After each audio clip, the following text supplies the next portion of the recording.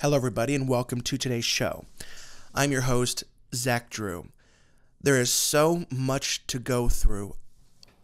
Myself and my co-host, Angie Bellers, we're having a hard time each week just figuring out exactly what we should talk about concerning this coronavirus from Wuhan, China. Listen, the White House just came out and said that they believe that there was over 100,000 more people affected by this virus in China. The government is now setting up 11 different military bases to treat the virus through quarantine in America. We're going to be talking about in today's program that there is a possibility that China is literally burning people, cremating them in mass graves, how the Chinese government is rigging the numbers. Listen, the articles just go on and on and on. But yet we're told it's just the flu.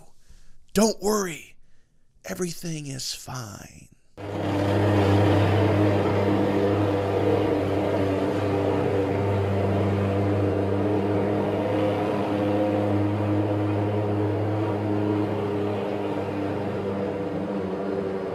Listen, if those people don't die from the coronavirus, they're probably going to die due to lung cancer. But remember, it's just like the flu, except much, much worse.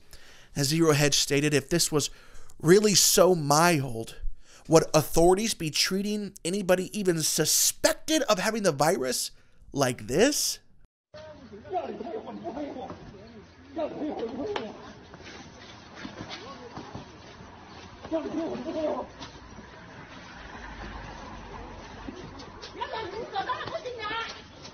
Police officers are literally sedating people on the streets that are suspected of having the virus, but that they won't go to hospitals. This here is a video posted to Professor Steve Hank's Twitter depicting the Chinese police forcefully detaining a woman because she might have the coronavirus. China's censorship and lies continue to encourage the spread of the disease. Don't believe a word coming out of the communist megaphones in Beijing.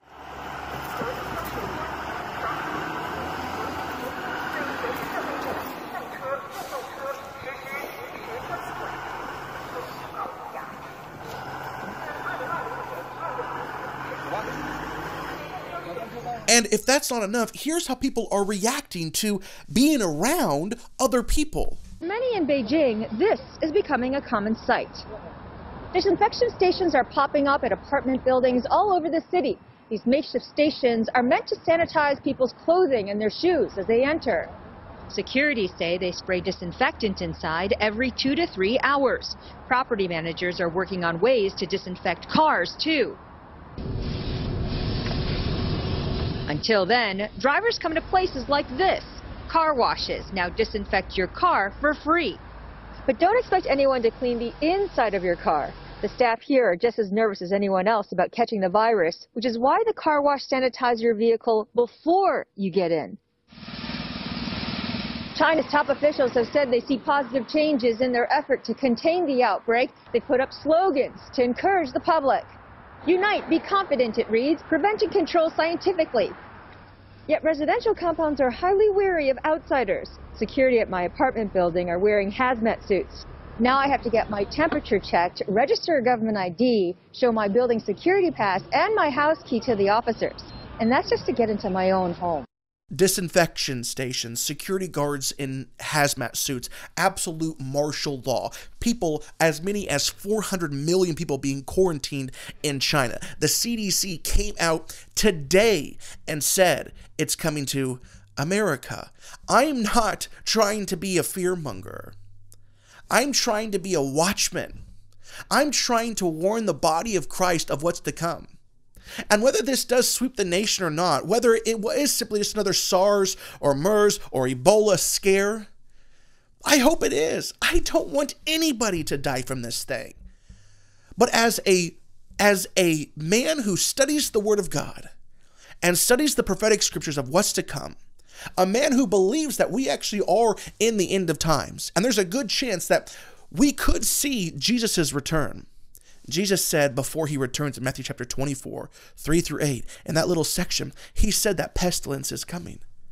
That's disease from the animals. That's a pandemic around the world. Whether this ends up sweeping the entire world like the virus of 1918, the great influenza, the Spanish flu did or not, I pray it doesn't. But whether this one does or not, it's going to happen because it's already been written in the decreed word of the Bible. Jesus has already said it's coming. We're going to be diving into so many things that I truly believe you need to know. We're going to be diving into things that you need to not just know, but you need to tell other people because you're not getting this information on the 5 o'clock news. We're going to cut to a quick break. I'm going to bring co-host Andrew Bellers out here. We're going to dive into this news. But before I do that, I want to give a special thanks to the Doherty family of Oklahoma for becoming monthly partners for the entire year. Last week, I also want to give a special shout out to John for your generous donation. Listen, we don't do product here. We don't, not that there's anything wrong with doing product. We just don't do product here. We survive based off of donations. So if you want to help this ministry, simply go to zachdrewshow.com, click donate. You have two options there, either through PayPal or Tithely, or the good old-fashioned way. Just send it whatever you want to IGBY, P.O. Box 797, Decatur, Illinois 62525. And for those just tuning in, because we've done a lot of TV appearances in the last 2 weeks. For those that are just tuning in, I have named the covering of the Zach Drew Show IGBY International Ministries. IGBY is an acronym, and it stands for I Go Before You, which is a promise that God gave Joshua in Deuteronomy 31, that he would go before him and be with him, to be strong and to be courageous. And what was Joshua's mandate? To lead the wandering generation into the promised land. That is our ultimate goal of this show. Everything you see right now, this show, the program that we're doing one time a week right now, it is just the beginning. It's the tip of the iceberg.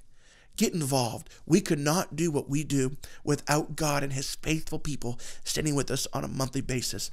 We're going to dive into this news in just a moment, right after this break.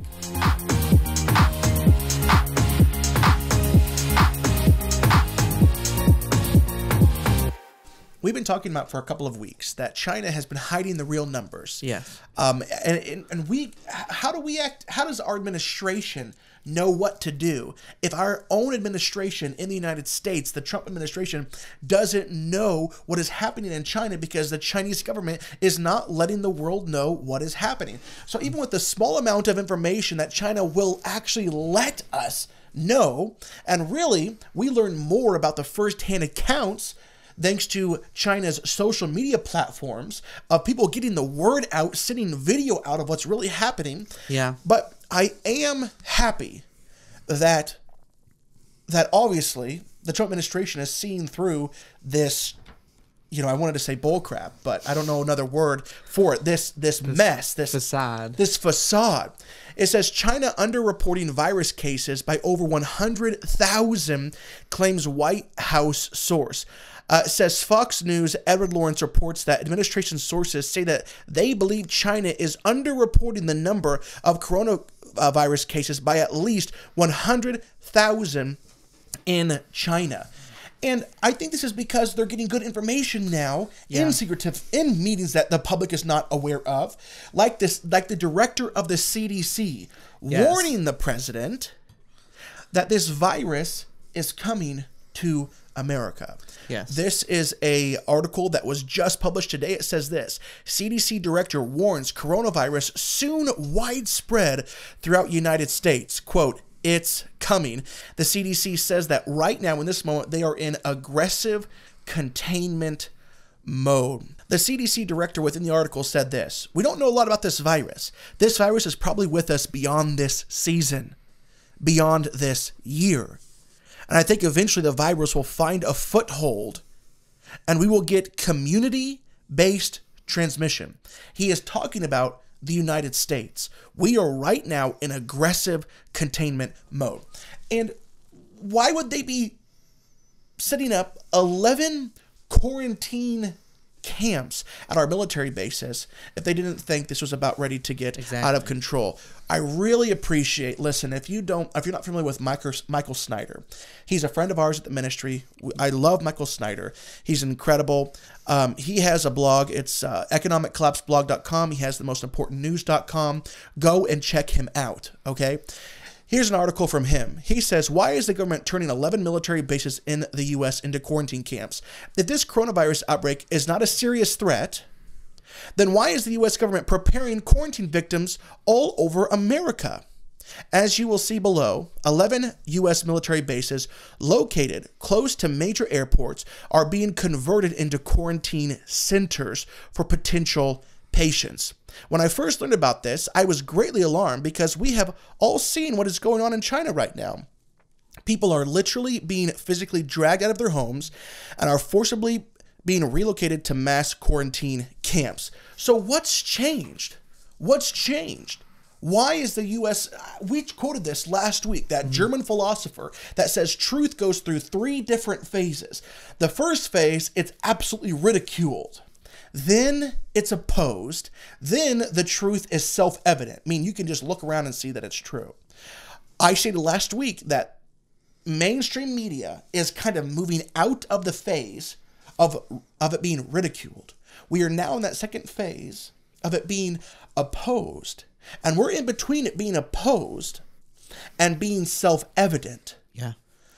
Okay, that is where we are. And by the time we are to the place where it's self-evident that we can see around us what's taking place, it is too late to prepare. Yeah, I think the government definitely has information that we don't have yet. I mean, even we can see the writing on the walls just from, like you've said, just from the videos that are being linked from Wuhan, just from like things like the 10-cent leak. I mean, information that China doesn't want us to have is leaking out. So one of the things, I'm like, well, why is the CDC director just now, talking about how it could come to America? It's because, my goodness, the World Health Organization, they named the virus this week. What's it called now? COVID-19. COVID-19. So they basically spent the last month figuring out what they should call the thing.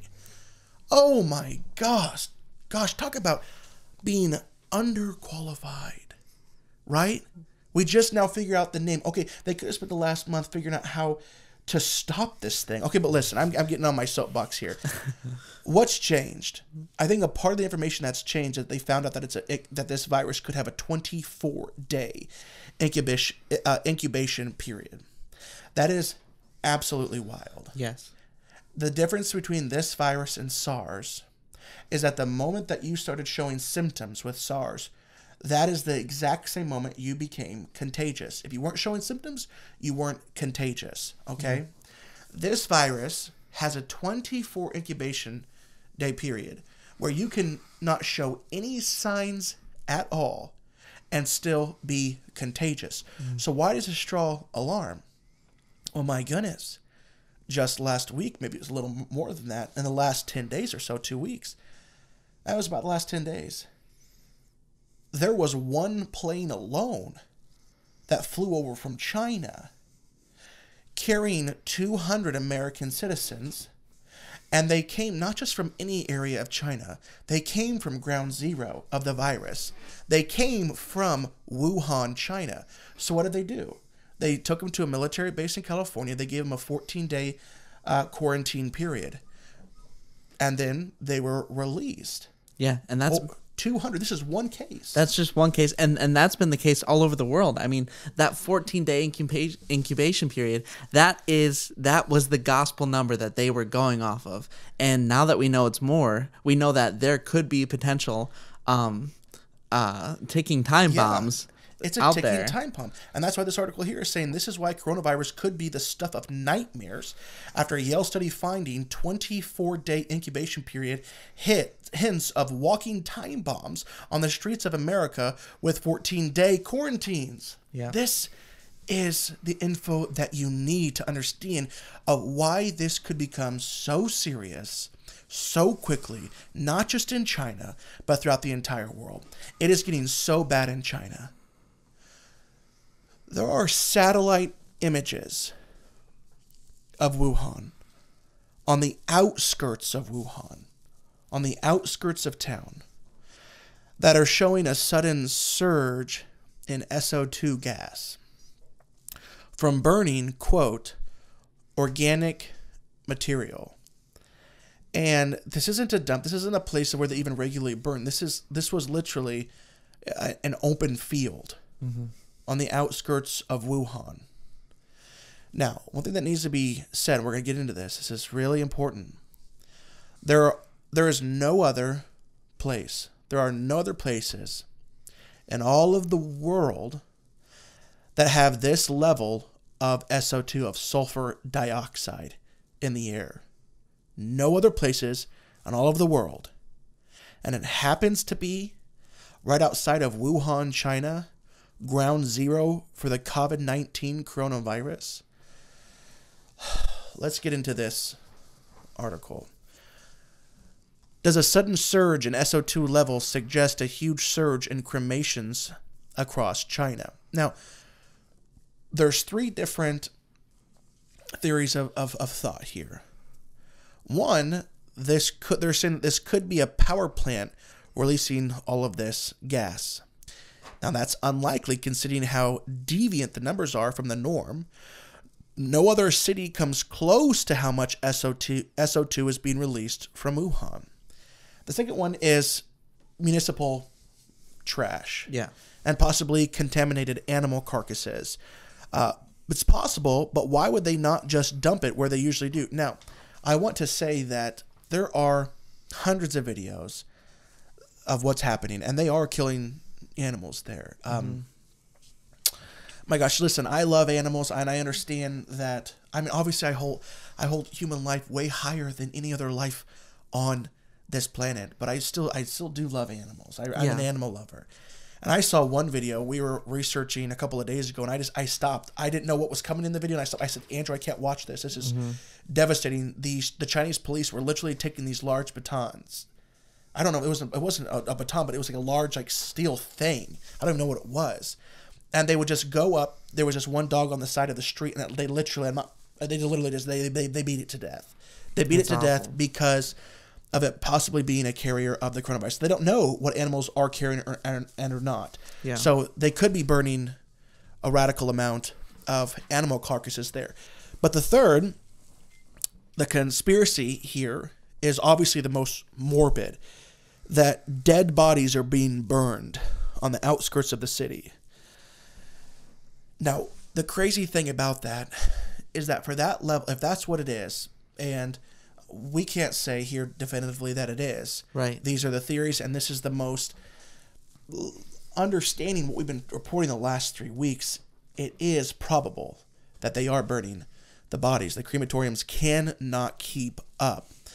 But for that level of SO2 to be in the air, in that field on the outskirts of Wuhan, if it is human bodies, the level of SO2 there, you couldn't achieve that level with anything less than 14,000 bodies being burned. Yeah. That's the bare minimum. And that's crazy. And if it is animals, I mean, that's 14,000 human bodies. I mean, what would that be in animal bodies? A couple 100,000. I mean, how would they even round up that many animals? It is suspicious, especially like you said, when we have been reporting that the crematoriums are working 24/7. People are sleeping at the crematoriums. I mean, they really just may not even have the facilities to take care of as many bodies. Yeah, they can't. And it was the burning of organic material. So if what they are saying is true, if this is proof of the mass crematoriums, or I was talking to one of my friends named John, another John, different one, and he said either it's the proof of mass crematoriums or a large volcano is about ready to explode. Well, clearly a large volcano is not about ready to explode. No. But they're rigging the numbers, Andrew. They are. Here's an article from Zero Hedge. It says China's National Health Commission reported recently that the number of people receiving medical attention over the coronavirus unexpectedly peaked after rising at roughly 15 to 20,000 each day and flatlined ever since, even posting 3 days of declines. That's suspicious. We know that there's no declines. It can't be. In retrospect, it turns out that China indeed took steps, in quotations, to demonstrate to the world that it was winning the war against the coronavirus. And since it wasn't doing so in the real world, it decided to do so by engaging in the oldest trick in the Chinese book, by moving the goalposts and changing the definition of what an infection means. So this is what they've done. This is important. Yes, the Chinese National Health Commission quietly changed its definition of coronavirus confirmed case in the last guideline, and as a result, going forward, patients who tested positive, they've tested positive for the coronavirus, but have no symptoms, will no longer be regarded as confirmed. And because of that, I had people emailing me saying, hey, look, the new numbers, they're on a decline. Yeah. No, they're not on a decline. Literally, what Andrew just read, they tested positive for the COVID-19, this coronavirus in China. They tested positive, but because they weren't showing signs, they didn't count the numbers. Which is terrifying because, like we said, there's a 24-day incubation period. Those people who have tested positive, who aren't showing signs, aren't getting treatment, are not considered confirmed, being released out into the public, and they're openly contagious. That's right. And China is intentionally defying the World Health Organization's instructions. They're intentionally defying it so that the spread of the virus looks better than it is, which is, China seems to be able to do whatever they want, this is incredibly illegal, but it's draconian. They have taken draconian measures in China. Here's just an quick article, and then we're going to get right back into the Chinese cities are forcing coronavirus patients to come forward by restricting cough medicine and sales. They have stopped the sale of Tylenol and cough suppressants in 3 major cities in China. But what that's doing is this, that forces them, the people that are coughing, that are sick, that forces them to seek help at local hospitals where they are then quarantined. But where Chinese residents on social media are crying out for justice is saying, there are many of us that we do just have a cold. Right. We do have the flu, and we simply need flu medicine. We need cough medicine. We need things like Tylenol, and they can't buy it in their stores. So it's literally forcing people to go to the hospital, where people are saying then they are contracting coronavirus from the hospital, becoming sick. This is what's happening in China. And I'm not going to show the video, but I've just been watching too many videos, and I saw videos of literally there was dead bodies in the streets, and crows are literally eating the bodies. I saw another video where it looked like that old movie, Attack of the Birds or something, like Birds or whatever it was. Yeah.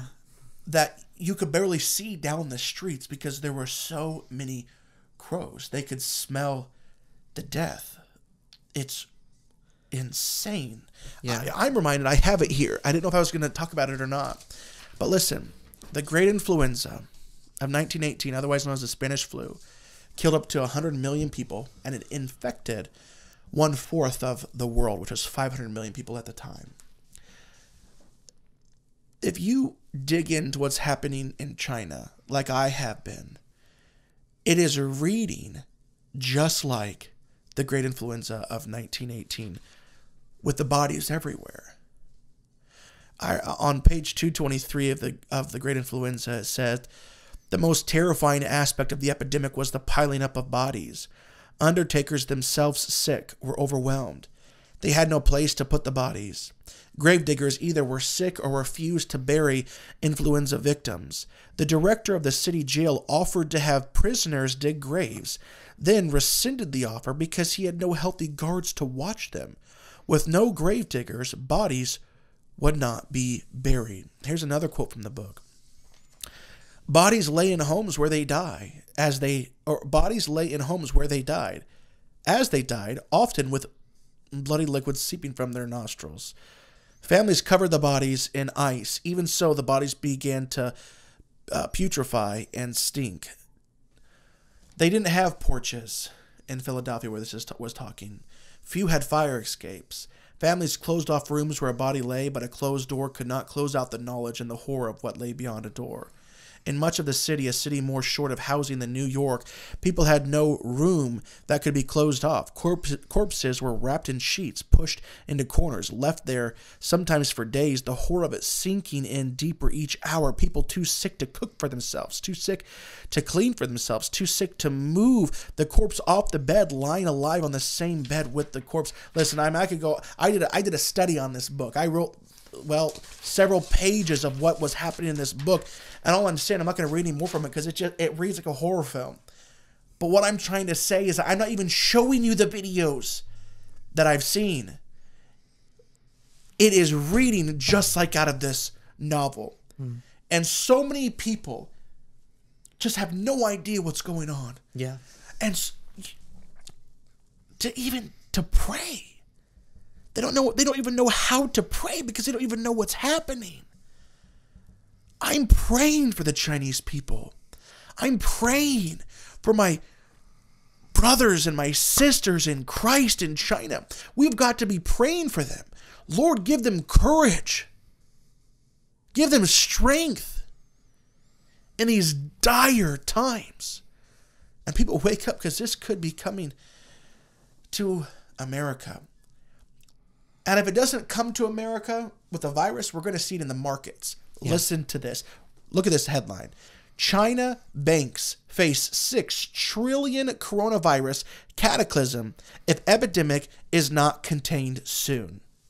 And I like All News Pipeline. They're a good news source, and they quote, it's kind of a hub for quoting the mainstream media, but they have it all in one place. I like them. And they were talking about how in a recent article that according to the Office of the United States Trade Representative, U.S. imports from China accounted for, so coming from China, 21.2% of all U.S. imports in 2018. That was the latest data that they had.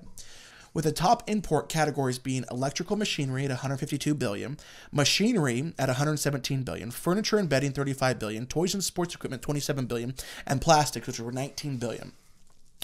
The article went on to talk about how with about 20% of the entire world's imports coming from China, according to this Bloomberg story, and the map seen above from their story giving us a more accurate projection about U.S. imports from China in 2020, even outlets such as NPR, Voice of America, and the Financial Times have recently put out stories joining Bloomberg in warning of major disruptions ahead in the global supply chain due to the coronavirus. Thank you, All News Pipeline, for reporting so accurately on this and being a hub for what is being said around the world. China loves China. Yep. China loves China more than China loves the Chinese people. Yes. They are more concerned about the continuation as a political power and as an economy than they're more concerned about their own people. This is how China has been. This is communism. This is communism, people. Yes. So understand that for China to shut down their factories, that is huge. Yeah. If their factories are still shut down in March, that's going to affect the world's global supply chain into the fall. Wow. Now, Glenn Beck, I like Glenn Beck. I used to really like Glenn Beck. Then I stopped liking Glenn Beck. And now I really like Glenn Beck again. Basically, he just got he got a little off when it came to his coverage of President Trump. He wasn't on the Trump train whenever, you needed to be on the Trump train. But he's on the Trump train now. All right. But that's anyway, all that matters. Yeah, but he's a good reporter, and so I don't know. I even should have said that. But anyway, Glenn Beck and his co-host this week, they stated that with China's factory shut down, and like it is right now in China, it'll essentially be the same outcome as a 100% tariff on China. This is going to affect the world economy. And this is if it's just contained in China.